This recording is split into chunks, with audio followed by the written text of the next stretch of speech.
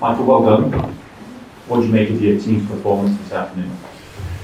I thought we were the stronger team throughout, albeit I thought Aberdeen played really well in the game and gave a threat on the counter-attack. They scored a very good goal. We have to not stop. We have to play to the whistle or play to when we know it's definitely offside. We can't stop, because if we were going to concede today, it was either from a counter-attack or set play. We spoke about that. I thought we started the game quite well. We had good efforts at the goal. Obviously, we hit the post almost, seems like 2 days ago, but it was at the start of the game. I thought overall we played well. At half-time, I said to him, I thought we were the better team in the first half, and we just had to not lose our head and keep playing. We were the team with the ball, which is what we wanted. And we thought they might tire on the pitch, because the pitch was really difficult underfoot. And listen, I've sat here, or Stephen sat here when I was assistant to him and dominated a semi-final and got beat. And I've had a final here as an assistant where we got beat and we were the better team. So I thought we were the stronger team today, and I'm just delighted to be through. What did you make of the goal you conceded, but also the way in which you responded to that? Well, that's what I was getting at. We should just... the ball goes in the direction of the centre forward, and he is offside, but we saw it yesterday in the Manchester derby as well. You've got to play to the whistle, and that's a bit of a grey area. We didn't use VAR last night, and it kept breaking down again today. So I think it's for my players. We mustn't stop. In terms of the recovery, it shouldn't be a surprise now, because we've done it quite a lot in the last 5 or 6 games. I'd prefer us to be in front, if I'm honest, but I thought our response again in the second half was fantastic. So in terms of mentality and character, but more importantly belief in the way that we play, to not rush it, to not force it, keep playing, we'll create chances, and we did. And we probably should have gone on to score one more as well, maybe. How does getting to a final so soon into your managerial career with Rangers help you accelerate the process perhaps of what you want to do? Yeah, well, I don't want them to be so anxious. I spoke about that. I don't know where the anxiety's coming from at times in the game. We're a good football team. We win a lot of football matches. We've beaten a lot of good teams over the last 2 or 3 years. The players in that dressing room, I don't know why this anxiety's there. So we must stop that for certain, because there was moments again today where we're anxious. There's other moments where we're very good. But when you're 1-0 down, you don't always see it. So to win the game is fantastic. For me, I'm very fortunate to accept a team that's in a semi-final. So big credit goes to Gio and his staff and the players prior to me coming. You take the baton on. I'm just delighted for our fans and the players that we get to come back here in a final. I think it's a fantastic final for everybody to look forward to, but that's a long way away in my schedule now. My eyes are on Kilmarnock. Michael, just on the pitch and the VAR situation, I don't know if you can talk us through how that was communicated to the VAR.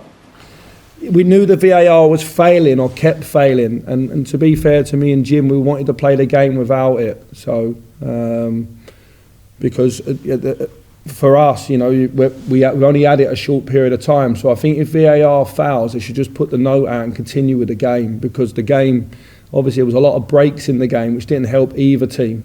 So yeah, it was communicated. I thought the officials had a good game today, I've got to be honest. I thought they had a decent game.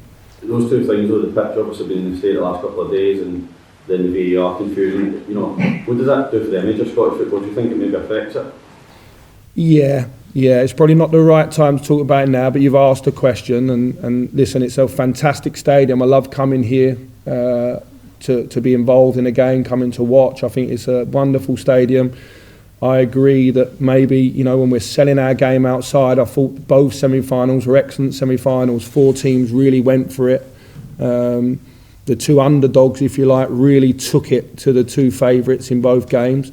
But the pitch is in a really bad state for what is a showpiece game that players are dreaming and hoping to get to. We need to have better than that. Now, I know we can't control the weather. Do we separate the 2 weekends? So do we play one this weekend and one next weekend?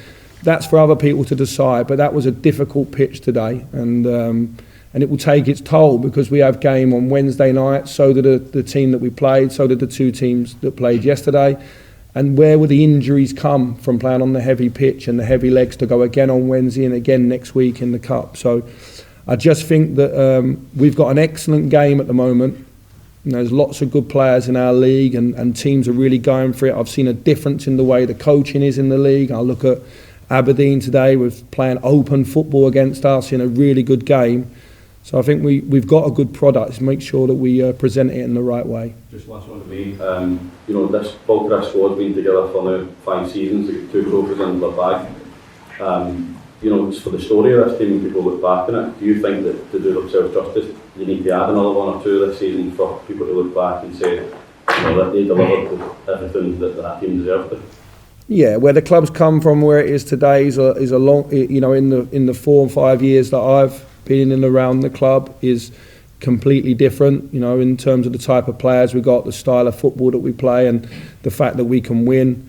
We need to win trophies every season, Jordan. If I'm honest, I think that's what the demand is for this club, and where we're at the moment, we should demand that off each other. And today was a good step in the right direction, because we get to come back here and compete in a final against our biggest rivals in what will be a fantastic day out, I think, for everybody. Michael, can I ask about the substitutions? Obviously brought on Kimura to score the goal, but great moment for Scott Wright as well to set it up. I've been speaking to him, Scott Wright, about being more direct, because when he is direct, I think he's a much better player. I want him to take more 1v1s on, be a little bit more selfish. He's a lovely boy.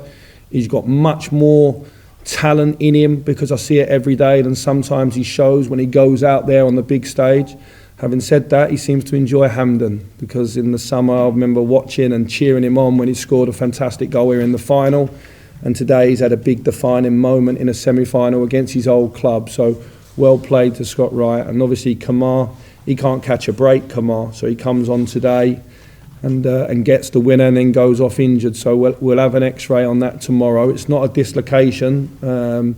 So we're hoping it's just a bad landing and it's a sore one, because with Antonio Cholak out, who was our top goal scorer, and Kamar, who was our top goal scorer in the year we won the league, it's I think the group deserve huge credit for continuing to win under pressure every 3 to 4 days like we have done. Michael, can I just get your thoughts on Stewart's tackle on Sakala for the red card? I don't think there was any malice in it, if I'm honest. I think his fullback's gone to press and we've played down the side and Fashion's quick, and I think he's coming across and thinking I need to stop him before it's a big moment in the game when the centre half goes wide. He's obviously mistimed it. I haven't seen it back. But if the VAR, I don't know if it was working then or not, but if they've spoken to the officials and everyone thinks it is, then obviously it must have been. But I can't say I felt when he come across the pitch that he's just mistimed it. I don't think there was any malice in it.